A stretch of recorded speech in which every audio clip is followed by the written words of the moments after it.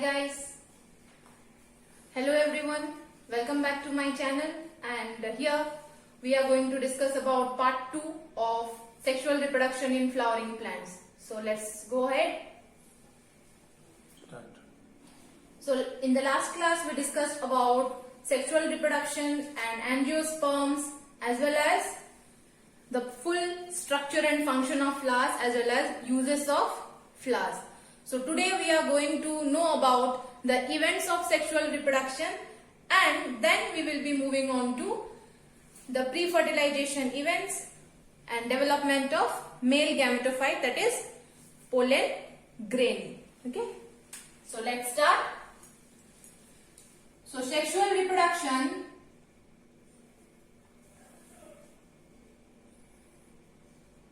is divided into 3 events. First one is pre-fertilization event,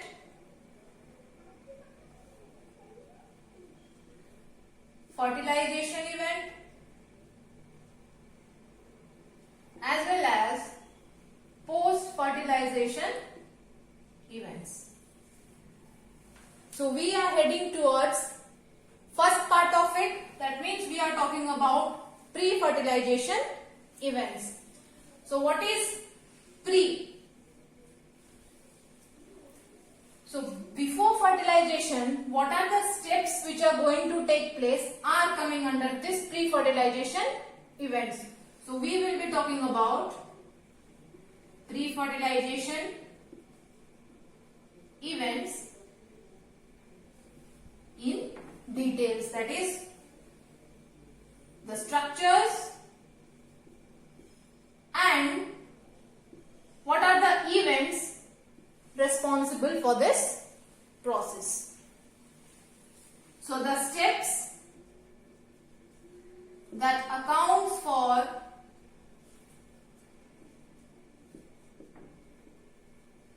fertilization to take place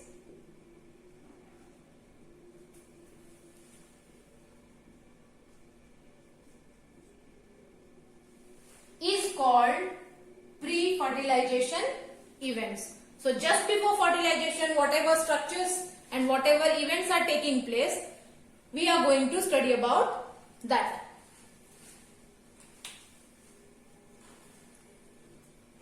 So now we are going to draw the structure of stamen. So first point which we are going to discuss under the pre-fertilization event, that is the structure. So we are going to describe the structure of stamen first. So see, here I have done the stamen. It's easy to draw. We have known how to draw it also. So see, this is your anther. This long thread-like structure is your filament. This filament is based on, this is your thalamus. We know that each and every floral part is aligned on the thalamus.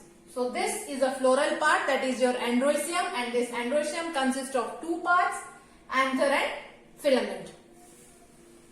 So this, the filament is based on the thalamus. So this portion is called the proximal end.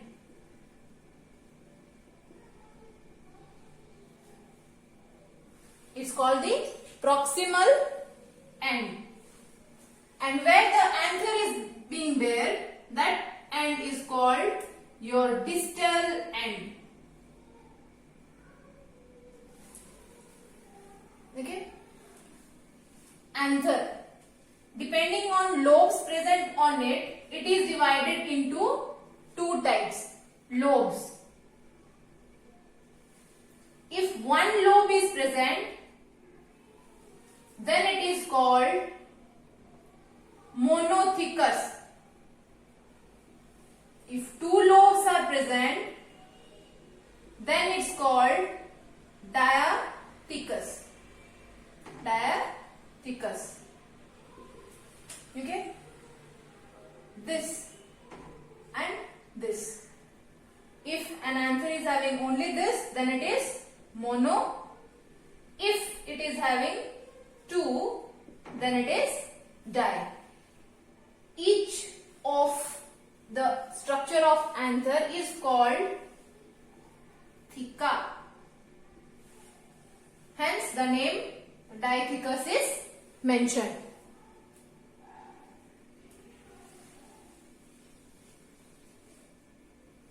So now we are going to draw the anther structure, that is transverse section of anther. Let's go ahead. So we'll go for transverse section of anther.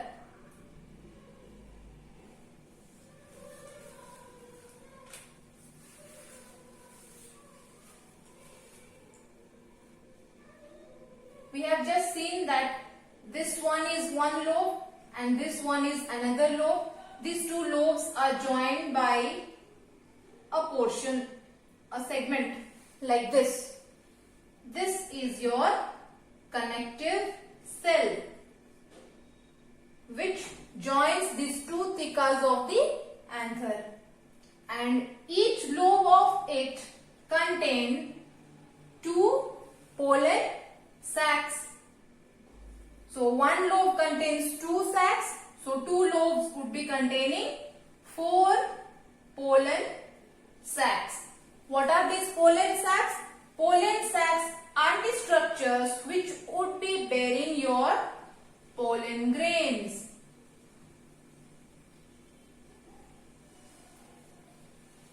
And this pollen grains would be,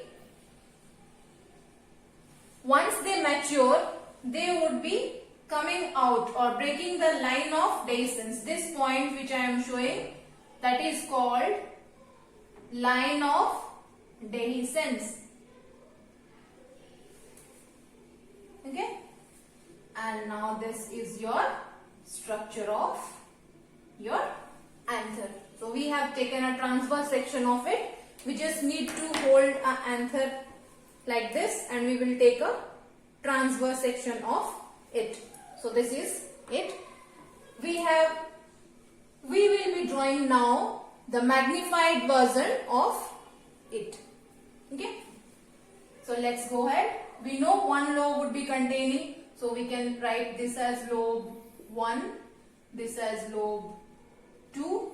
So one lobe contains 2 pollen sacs, and so a whole anther would be containing 2 lobes and 4 pollen sacs. These pollen sacs on maturity would be called microsporangia. On maturity, these pollen sacs would be called microsporangia. We will be taking this particular thing and also we will be talking about the structure of microsporangia. But let's first draw the transverse section showing wall layers of the anther. So let's go ahead. So 2 lobes, we will draw it first.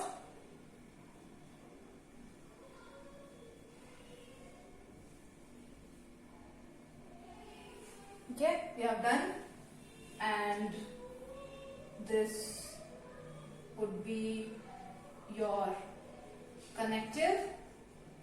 This is lobe 1, is lobe 2, and this is lobe 1. Okay, and these dotted structures would be your matured microsporangia, we can say. So now let's start drawing the layers of it. So this anther contains 4 wall layers.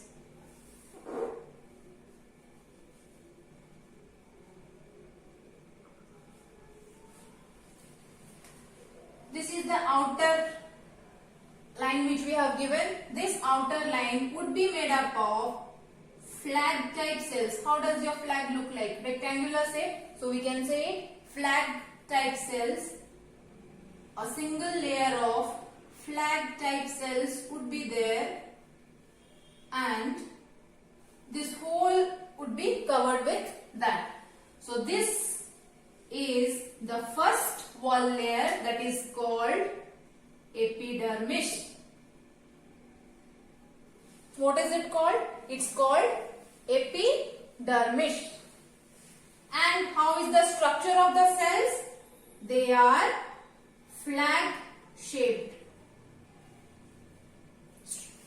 Structure is flag shaped and their function is protection.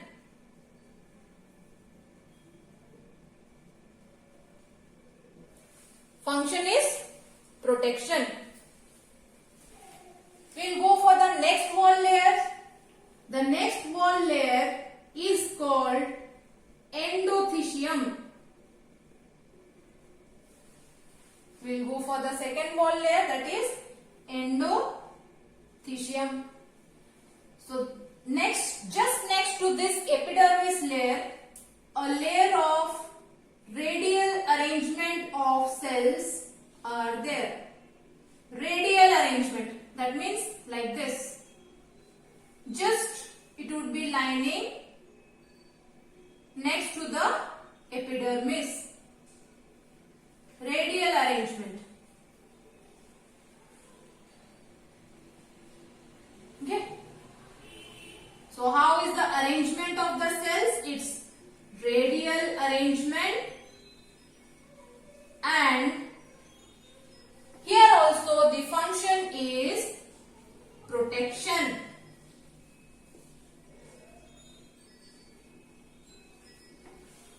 Here also the function is protection.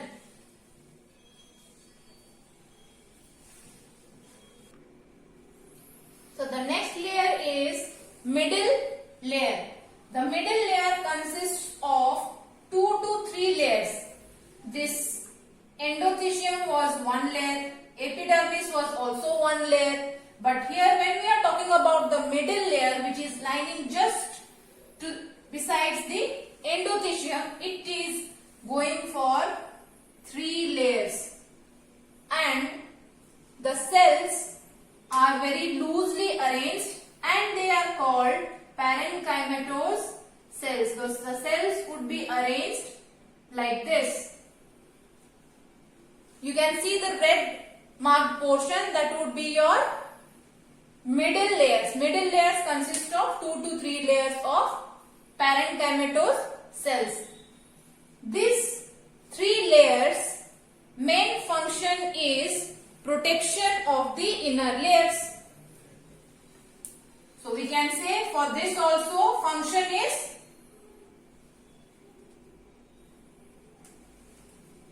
protection. That means this one is your middle layer, this one is your endothecium. So these 3 layers would be taking part what? For main function would be protection. Next to that, they would be helping in the formation of pollen grain outside cell. How? We will see to it when we go for the structure of pollen grains. Now one more layer is there after the middle layer. This rounded portion you can see, that layer would be lined with 2 to 3 types of cells, we can say. I will be marking it with green. 2 to 3 layers of cells again would be there. Different sides, different sizes, different shapes should be there. So this layer of cells would be called tapetum.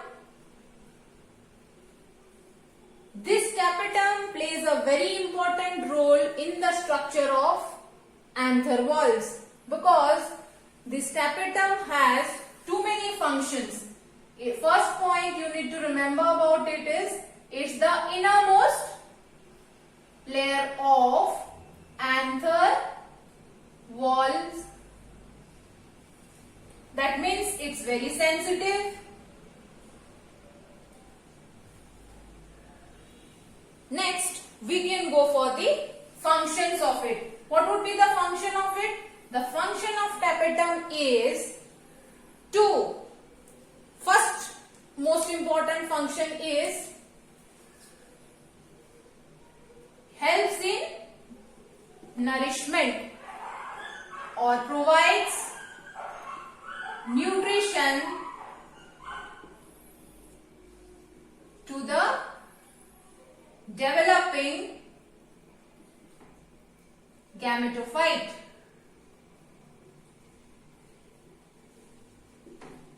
Don't go by this word. This is not too hard to go for.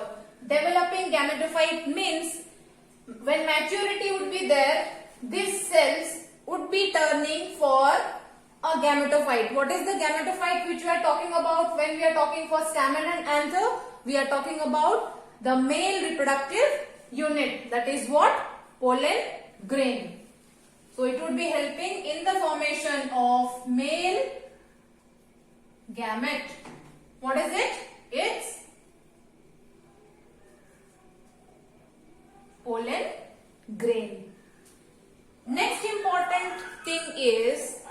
important function of tapetum is protection. Protection of your developing gametophyte.